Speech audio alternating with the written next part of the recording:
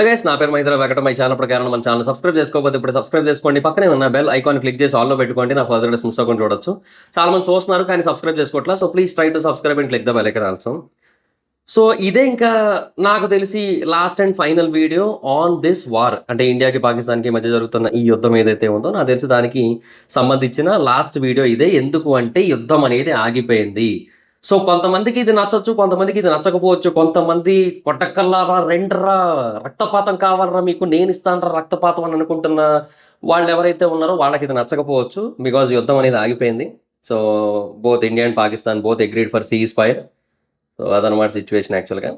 So కొంతమందికి నచ్చొచ్చు. అంటే ఇప్పుడు పీపుల్ బేసిక్గా ప్రాక్టికల్గా ఆలోచిస్తారు.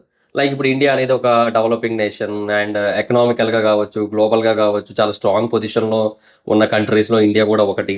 సో ఒకళ్ళు యుద్ధం కనుక తీవ్ర స్థాయిలోకి వెళ్ళినట్టయితే ఇండియా చాలా ఏళ్ళు వెనకబడే అవకాశం ఉంటుంది. అది జీడిపి పరంగా కావచ్చు, లేదంటే గ్రోత్ పరంగా కావచ్చు, ట్రస్ట్ పరంగా కావచ్చు, చాలా రకాలుగా ఇండియా వెనకబడే ఛాన్స్ అయితే ఉంటుంది కదా. సో ఇలాంటి ఫ్యాక్టర్స్ అన్ని ఆలోచించి యుద్ధం అనేది మనకు కరెక్ట్ కాదు, ఫైనాన్షియల్గా ఆలోచించిన వాళ్ళకి ఇది నచ్చచ్చు. అండ్ ఇంకోటి ఏంటంటే బేసిక్గా యుద్ధం అనేది వచ్చిందంటే డెఫినెట్గా ప్రాణాలు అయితే పోతాయి, చాలా మంది అయితే పోతాయి. సో ఆ ప్రకారంగా ఆలోచించే వాళ్ళకి కూడా ఈ డెసిషన్ అయితే నచ్చచ్చు. బట్ కొంతమంది చెప్తా కదా, కొంతమందికి నచ్చకపోవచ్చు. యుద్ధం అనేది రావాలని కోరుకుంటూ ఉంటారు, బట్ అన్ఫార్చునేట్లీ అది జరగలేదు.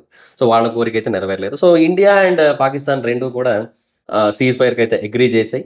సో పాకిస్తాన్ యొక్క డీజీఎంఓ ఇండియన్ డీజీఎంఓతో కాల్ మాట్లాడడం జరిగింది. సో ఈరోజు ఇండియన్ స్టాండర్డ్ టైం ప్రకారం, అంటే ఈరోజు డేట్ ఎంత, ఈరోజు సాటర్డే May 10th. ఈరోజు ఇండియన్ స్టాండర్డ్ టైం ప్రకారంగా 5ంటికి యుద్ధం అనేది ఆగిపోయింది కంప్లీట్గా.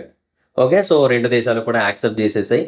అండ్ వాళ్ళకి తెలుసు ఈ యుద్ధం వాళ్ళు గెలవలేరు అని. పాకిస్తాన్ వాళ్ళు ఒకవేళ యుద్ధానికి ట్రై చేసినట్టయితే ఇంతకుముందు జరిగిన సిచ్యువేషన్ రిపీట్ అవుద్ది, ఇంకా వర్స్ట్ కేస్ సినారియోలు రిపీట్ అవుతాయి వాళ్ళకి.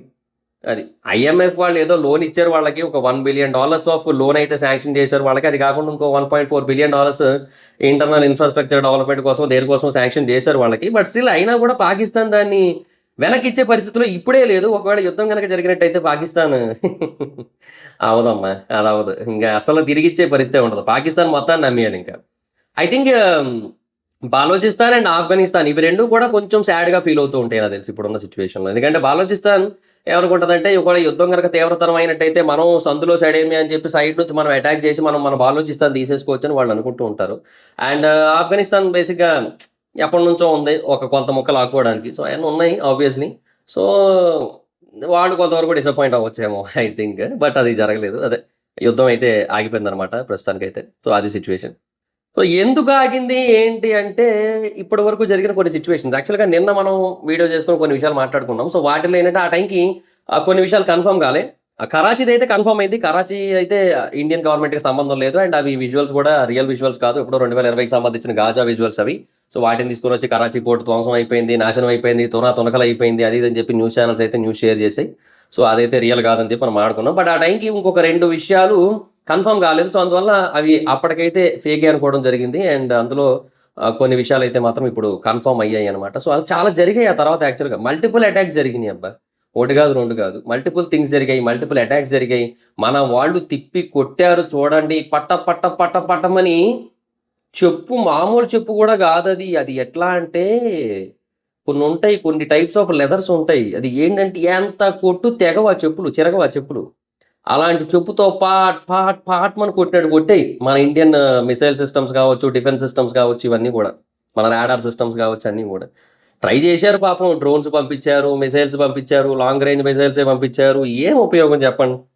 అటు తిరిగి ఇటు తిరిగి అది ఎటు కాకుండా పోయింది వాళ్ళది. మన వాళ్ళేమో మరొక పక్క వాళ్ళ బేసుల మీద దాడి చేసి వాటన్నిటిని కూడా నాశనం చేశారు. ఇంకా వాళ్ళు పూర్తి స్థాయి యుద్ధంలోకి దిగలేదు. మన వాళ్ళు దిగితే ఇంకెలాగుంటుందో వాళ్ళు జస్ట్ డెమో ఇచ్చారు అంతే. జస్ట్ ఒక శాంపుల్, చిన్న డెమో ఇచ్చారు వాళ్ళకి. ఏం చేశారంటే ఫస్ట్ నూర్ఖాన్ బేస్ ఉంటుంది రావల్పిండిలో, దాన్ని డిస్ట్రాయ్ చేశారు. అది మెయిన్ బేస్ వాళ్ళకి, one of the most important and strategical military base అనమాట. దాన్ని ఫస్ట్ నాశనం చేశారు, అక్కడ బోని కొట్టారు మన వాళ్ళు.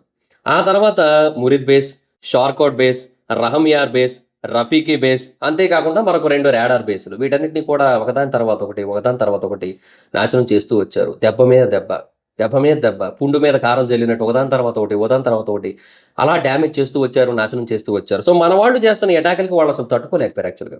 ఆ తర్వాత వాళ్ళు ఇండియాలోని ఒక 36 లొకేషన్స్ మీద ఒక 300-400 డ్రోన్స్ పంపడానికి అయితే ట్రై చేశారు, అంటే అటాక్స్ చేయడం కోసం. అఫ్ కోర్స్ కొన్ని లొకేషన్స్లో వాళ్ళ అటాక్స్ సక్సెస్ అయ్యాయి కూడా యాక్చువల్‌గా. ఆ లొకేషన్‌లో కొంతమంది గాయపడితే వాళ్ళని తీసుకొని హాస్పిటల్స్‌కెళ్లారు. వాళ్ళకక్కడ ట్రీట్‌మెంట్ కూడా ఇస్తున్నారు. అదంతా జరుగుతుందక్కడ. బట్ వాళ్ళ టార్గెట్ ఏదైతే ఉందో 400 డ్రోన్స్‌తో వాళ్ళు చేయాలనుకున్న డ్యామేజ్ జరగలేదిక్కడ. ఆ లెవెల్‌లో అయితే జరగలేదు. కొన్ని డ్రోన్స్‌తో మాత్రం చేయగలిగారు వాళ్ళు. సో, వాటి కోసం వాళ్ళు టర్కిష్ అసిస్గార్డ్, స్వాన్‌గార్డ్ డ్రోన్స్‌నైతే ఉపయోగించారు. సో, వాటి త్రూ వరకు డ్యామేజ్ చేయడానికి ట్రై చేశారు. అది వర్కౌట్ కాలే. వాటిని కూడా మన మిసైల్ డిఫెన్స్ సిస్టమ్ డ్యామేజ్ చేసేయడం జరిగింది. అఫ్‌కోర్స్ వాటి రేంజ్ 600 కిలోమీటర్లబ్బా మన మిసైల్ డిఫెన్స్ సిస్టమ్‌ది. 600 కిలోమీటర్ల రేంజ్ ఉన్న దానికి మీరొచ్చి ఏటి చేస్తార్రా? ఏ? సరే అది వాళ్ళేదో ట్రై చేశారు. పాపం బిస్కెట్ అయ్యారు మళ్ళక్కడ కూడా. ఇంకా తర్వాత మన వాళ్ళు బేసిక్‌గా ఒక ట్రిక్ ఉపయోగించారు కదా! లైక్ ఇప్పుడు దేశం మొత్తం మాక్ డ్రిల్స్ అని జెప్పి, ఆ దేశం మొత్తం అట్లా జేసి ఆహ్, వీళ్ళు అదే రోజు పాకిస్తాన్ మీదకైతే స్ట్రైక్‌కెళ్ళిపోయారు కదా! రాత్రిపూట. సో, అంటే డైవర్షన్ టాక్టిక్స్. సో, అది వాళ్ళు జేశారు కదా! మన వాళ్ళు జేశారు కదా! అందుకని ఏం జేశారంటే ఈ పాకీలు కూడా కమర్షియల్ ఎయిర్‌లైన్స్‌ని ఉపయోగించి రాడార్‌లో కన్‌ఫ్యూజ్ చేయడం కోసం వాటిని కూడా పంపిస్తూ, వాటిని కూడా అటు ఇటు తిప్పుతూ అదే టైంకి మిసైల్స్‌ని లాంచ్ చేశారు. సో, బేసిక్‌గా మిసైల్స్‌ని ట్రాక్ చేయకుండా ఉండేందుకు ఈ చీప్ టెక్నిక్‌నైతే ఉపయోగించారు యాక్చువల్‌గా. అంటే ఇది చీప్ టెక్నిక్ అని ఎందుకన్నానంటే దీనివల్ల బేసిక్‌గా కొన్ని కొన్ని సార్లు అటు ఇటు అయితే వాళ్ళ ప్లేన్సే నాశనం అయిపోయే ఛాన్స్ ఉంది. వాళ్ళ ప్లేన్స్‌ని కొట్టే ఛాన్స్‌లున్నాయి. సో, వాళ్ళ ప్రజల ప్రాణాల్ని రిస్క్‌లో పెట్టి మరి ఆ మిసైల్స్ అయితే పంపించారనమాట. అందుకు చీప్ టెక్నిక్ అనేది. చీప్ ట్రిక్ అనేది. అది మనకేటి చేయలేము ఇంక ఆళ్ళని. అయితే ఇంకా సో, అలాగా చాలా బాధలైతే పడ్డారు. అండ్ మరొక పక్క మన S-400 డ్యామేజ్ అయిపోయింది. వాళ్ళు డ్యామేజ్ చేసేసారని చెప్పి అదొక ఫాల్స్ న్యూస్ అయితే స్ప్రెడ్ చేయడానికి ట్రై చేశారు. యుద్ధం చేయండిరా అంటే ఫాల్స్ న్యూస్‌లు స్ప్రెడ్ చేస్తారేంట్రా ఫాల్తుగాళ్ళారా? ఇదే చేస్తూ వచ్చారు. దానికి మళ్ళీ మన వాళ్ళు ఒక మీటింగ్ పెట్టి లేదయ్యా అదేం కాలేదు. అదంతా బానే ఉందని చెప్పడం. కొన్ని బేసులు నాశనం చేసామంటే ఆ బేసులు లైవ్ ఫోటోలు పెట్టి చూడండి ఏం కాలేదని చెప్పాల్సి రావడం. ఇట్లాంటివన్నీ చేశారు. మరిక ఆ దరిద్రులు అలాంటి మిస్‌ఇన్ఫర్మేషన్ స్ప్రెడ్ చేస్తూ వచ్చారు. Misleading information. That too especially కొన్ని Pakistan based social media pages ఏవైతే ఉన్నాయో అవన్నీ అట్లా చేస్తూ ఉన్నాయి. అండ్ ఇంకోటేంటంటే కొంతమందిని బ్యాన్ చేసినా ఇంకా కొంతమంది మిగిలున్నారు గదా! అందరిని చేసుకుంటూ పోలేరు కదా! అది వచ్చిన బాధ. ఈ పాకిస్తాన్ కోసం మళ్ళీ కొంతమంది సింపథైజర్స్ ఏమంటున్నారు, ఇండియా చూడండి ఇంతమందిని బ్యాన్ చేసింది, పాకిస్తాన్ చూడండి ఎవరిని బ్యాన్ చేయలేదంటున్నారు. అసలు ఈ యుద్ధం జరగడానికి ముందు వరకు పాకిస్తాన్‌లో ట్విట్టర్ కంప్లీట్ బ్యాను. అది యుద్ధం మొదలైన తర్వాత కేవలం మిస్‌ఇన్ఫర్మేషన్ స్ప్రెడ్ చేయడానికే దాన్ని ఓపెన్ చేశారు. అంతే. పాకిస్తాన్‌లో యాక్సెస్ ఇచ్చారు. మరి ఇయన్నీ ఎవరికీ అర్థం కాదు. తర్వాత ఈ 2 F-16 డౌన్ అయిపోయాయి అనే దాన్ని కన్ఫర్మ్ చేయడం జరిగింది. సో, ఇనీషియల్‌గా అది ఫేక్ అనుకున్నాం. బట్ అది కన్ఫర్మ్ చేయడం జరిగింది. చెప్పాను కదా! ఇలా కరాచీ న్యూస్ లాంటివి ఫేక్ చేసేయడం వల్ల ఏంటంటే ఏది రియలో ఏది ఫేకో అర్థం కాకుండా పోతుందన్నమాట. సో, అది ఇక్కడున్న మెయిన్ ప్రాబ్లమ్ అంతా కూడా. అండ్ తర్వాత మెయిన్ నాకు ఇండియన్స్‌లో బాగా నచ్చిన ఒక బెస్ట్ విషయం ఇవాళ జరిగిందేంటంటే ఎవరైనా సరే ఈ సివిల్ డిఫెన్స్‌లోకి వాలంటీర్స్‌గా రావాలనుకుంటున్నారా 18 ఇయర్స్ దాటిన వాళ్ళందరూ కూడా రావచ్చని చెప్తే చండీగఢ్‌లో కొన్ని వేల మంది ఎళ్లారయ్యా అసలు. నిజంగా అసలు చాలా గ్రేట్ అసలు వాళ్ళందరూ కూడా ఏమంటున్నారు, దేశం కోసం మా ప్రాణాలు ఇచ్చేస్తాం. ఏం గాదు మేమెళ్తాం. కావాలంటే మేమే ముందెళ్తాం. మేమే ఎదురెళ్తాం. బుల్లెట్‌లకి మేమే ముందెళ్తాం అంటున్నారక్కడ. గ్రేటే అసలు. ఏదైనా సరే ఇట్లాంటోళ్ళు ఉండడం నిజంగా చాలా గొప్ప విషయం. అన్ని కంట్రీస్‌కి ఇలాంటోళ్ళు దొరకరు. మన అదృష్టం. మన భారతీయుల్లో చాలా మంది అలాంటోళ్ళు ఉన్నారు. తర్వాత ఇంకా ఓవరాల్‌గా ఇవన్నీ జరిగాయి. ఇవన్నీ జరిగిన తర్వాత పాకీలకి అర్థమైంది. ఏంటంటే ఇప్పుడు ఇలాగే గనక కంటిన్యూ అయినట్టయితే we don't survive. We don't ఏమంటారు? Don't even save anything for our future generations అని వాళ్ళకి అనిపించి ఉండొచ్చు పాకీలకి. సో, అందుకని ఇంకా వాళ్ళు అన్నీ మూసుకొని యుద్ధాన్నయితే ఆపేయడం జరిగింది. మనకి ఏం జరిగిందయ్యా? ఏదో చాలామంది ఇండియాలో కూడా కొంతమంది అంబటి రాయుడు లాంటోళ్ళు గూడా కన్నుకి కన్నట్టే ప్రపంచం అంతా గుడ్డిదయిపోద్ది. ఏదో తోక తోటకూర అని చెప్పి ఏదో అదే పోస్ట్‌లు, స్టోరీలేవో పెడతా ఉన్నారు. ఏవో పిచ్చోళ్ళు ఎక్కువైపోయారులే మన దగ్గర గాని ఏం చేయలేం గానీ. సో, ఇట్లాగ అంబటి రాయుడనే గాదు ఈవెన్ తెలంగాణ పొలిటికల్ సైడ్ నుంచి ఎవరో ఒకరు ట్వీట్ ఏదో పెట్టారు. ఇంకొకరు ఇంకోటేవో పెడుతున్నారు వేరే స్టేట్స్‌లో. అట్లా మొత్తం అందరూ అలాగే ఉన్నారు. అంతెందుకు ఇది జరిగిన రోజు అటు ఆపరేషన్ సింధూర్ జరిగిన రోజు కర్ణాటక కాంగ్రెస్ పార్టీ ట్విట్టర్ పేజ్‌లో అయితే మహాత్మా గాంధీ ఇది ఫోటో ఒకటి పెట్టి, శాంతిని ప్రేమించాలి. అది తప్ప గొడవలకెళ్ళకూడదు. గాడిద గుడ్డు అని చెప్పి ఏదో పోస్ట్ పెట్టారు. ఇట్లాగే తయారయ్యారులే మొత్తం అందరూ గూడా. సో, వాళ్ళకి అర్థం కావాల్సిందేంటంటే మన సైడ్ ఏం డ్యామేజ్ అవ్వట్లేదు. అయితే గీతే కొన్ని చోట్ల అది ఎస్పెషల్లీ కొన్ని బోర్డర్ ఏరియాస్‌లో అవుతుంది అంతే తప్ప ఇంకేం లేదు. అంతే. సో, మన వాళ్ళు వాళ్ళ మీద అటాక్ చేస్తున్నారు. యుద్ధం జరగట్లేదిక్కడ. ఒకడు ఇంకొకడి మీద పడిపోతున్నాడు. ఇది దండయాత్ర. It's not a war. ఇది దండయాత్ర. ఇది ఇండియన్ మిలిటరీ సర్వీసెస్ యొక్క దండయాత్ర. ఇండియా యొక్క దండయాత్ర. Okay. This is not a war. There is a difference between యుద్ధం అండ్ దండయాత్ర. ఓకే. కావాలంటే ఎళ్లి 'టెంపర్' సినిమా చూడండి. మళ్ళీ గుర్తొస్తుంది మీకు. సో, ఇక్కడ మనం వాడి మీద పడిపోతున్నాం. అది. ఏమో మీకు అర్థం కావట్లేదు అంతే.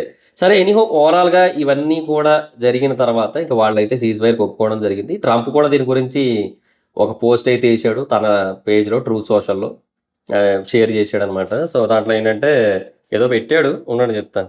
After a long knight of talks mediated by United states, I am pleased to announce that India and Pakistan have agreed to A full and immediate ceasefire. Congratulations to both countries on using common sense and great intelligence. Thank you for your attention to this matter. అంతా okay కానీ last later అది. Congratulations to both countries on using common sense and great intelligence.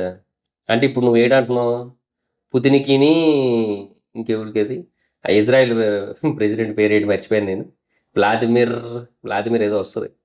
అంటే వీళ్ళకి లేదన్న common sense. Vladimir Putin కాదు. ఇక్కడ ఏదో వస్తదిలే. కొంచెం సడన్‌గా స్ట్రైక్ అవ్వట్లే. అంటే వీళ్ళకి లేదన్న కామన్ సెన్స్. అసలు ఇక్కడ బేసిక్‌గా ఏం జరిగింది? ఒక ఉగ్రవాద దాడి జరిగితే ఆ ఉగ్రవాద దాడికి ప్రతి దాడిగా ఉగ్రవాద స్థావరాల మీద దాడి చేస్తే ఆ ఉగ్రవాద స్థావరాలు మీ దేశంలో ఉంటది. మా తప్పేంటి? మిమ్మల్ని ఎవడు ఎట్టుకోమన్నాడు అక్కడ?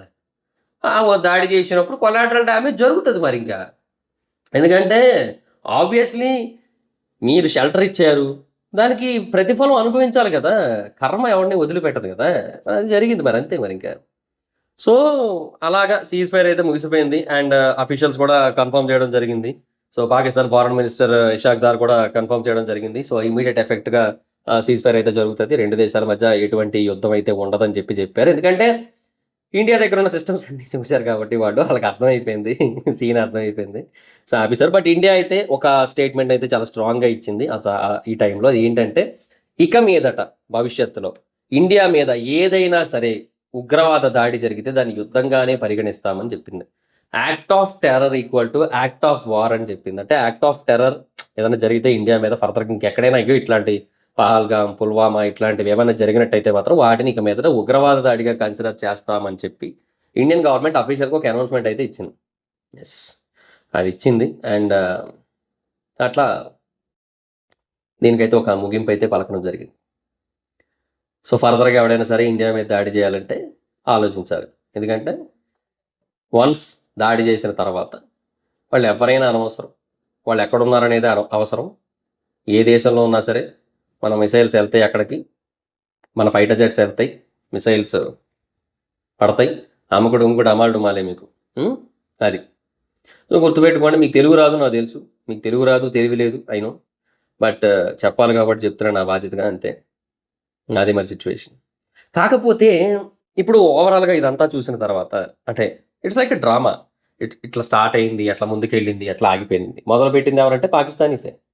ఇండియా కాదు. ఇండియా ఏంటంటే India is in a position to take revenge. We must take a revenge. అలాంటి ఒక పొజిషన్‌లోకి వెళ్ళింది ఇండియా. సో, ఇండియా రివెంజ్ తీర్చుకుంది. సో, దానికి వాళ్ళేదో కౌంటర్ ఇస్తాం, అది ఇస్తాం, ఇది ఇస్తాం అని చెప్పి ఇప్పుడు సీజ్ ఫైర్ అన్నారు. సరే అయిపోయింది. బట్ ఓవరాల్‌గా జరిగిన సిట్యుయేషన్స్ అన్నీ చూస్తూ దానికి ముందు జరిగిన టారిఫ్ వార్‌లు ఇవన్నీ చూస్తుంటే ఒక చిన్న కనెక్షన్ ఉందనిపిస్తోంది. I am thinking like that. So, అది ఇప్పుడు కాదు రేపు ఒక సెపరేట్ వీడియో చేస్తా నేను దీని గురించి. Maybe this is the last video అన్నాను కదా! స్టార్టింగ్‌లో కాకపోవచ్చు. రేపు ఒక సెపరేట్ వీడియో చేస్తా. అంటే వీటన్నిటికి కూడా కొన్ని కనెక్షన్స్ ఉన్నాయి యాక్చువల్‌గా. సో, ఆ కనెక్షన్స్‌ని ఎక్స్‌ప్లెయిన్ చేస్తూ నేను ఒక వీడియో అయితే చేయడానికి ట్రై చేస్తాను. ఎందుకంటే అది చాలా డిఫరెంట్ వే ఆఫ్ థింకింగ్. అంటే అది నిజం కాకపోవచ్చు కూడా, నిజం అవ్వచ్చు కూడా, మీకు నచ్చొచ్చు కూడా, మీకు నచ్చకపోవచ్చు కూడా, ఏదైనా జరగొచ్చు. నేను చెప్పే ఆ డిఫరెంట్ ఒపీనియన్. అది ఇండియా గురించి కాదు. బట్ వేరే కంట్రీ కోసం. బట్ అందరూ అనుకుంటున్నట్టుగా కాకుండా ఇది ఇంకొకలాగా జరిగింది. ఇది ఇలా జరగడం వల్ల ఇప్పుడు ఈ సిట్యుయేషన్స్ మనం చూస్తున్నాం అనేది నిజం కాదు. ఇలా జరగాలి అని కొంతమంది డిసైడ్ చేస్తే జరిగిన సిట్యుయేషన్స్ అని నా ఒపీనియన్. సో, లెట్స్ సీ రేపు ఒక వీడియో చేస్తాను నేను దీని గురించి క్లియర్‌గా. సో, రేపు మాట్లాడుకుందాం. So, that's it guys. Thank you. ఈ వీడియో కనుక మీకు నచ్చితే లైక్ చేయండి. అండ్ యుద్ధం ఆగిపోవడం పట్ల మీ ఒపీనియన్ ఏంటో కింద కామెంట్ సెక్షన్‌లో తెలియజేయండి. ఈ వీడియోలోని ఇన్ఫర్మేషన్ కనుక మీకు నచ్చినట్టయితే ఈ వీడియోని మీ ఫ్రెండ్స్ అండ్ ఫ్యామిలీ మెంబర్స్‌కి షేర్ చేయండి. మీ వాట్సాప్, ఫేస్‌బుక్, ఇన్‌స్టా, ట్విట్టర్ లాంటి సోషల్ మీడియా ప్లాట్‌ఫామ్స్‌లో కూడా షేర్ చేయండి. ఇప్పటివరకు ఎవరైనా మన ఛానెల్‌ని సబ్స్క్రైబ్ చేసుకోకపోతే ఇప్పుడే సబ్స్క్రైబ్ చేసుకొని పక్కనే ఉన్న బెల్ ఐకాన్ క్లిక్ చేసి ఆల్‌లో పెట్టుకోండి. నా ఫర్దర్ డేస్ మిస్ అవ్వకుండా చూడొచ్చు. చాలా మంది చూస్తున్నారు కానీ సబ్స్క్రైబ్ చేసుకోవట్లే. So, please try to subscribe and click the bell icon also. నా ఇన్‌స్టాగ్రామ్ ఐడీ ఎవరైనా ఎక్కడొచ్చి ఫాలో అవ్వచ్చు. Thank you so much guys. Bye. Next video.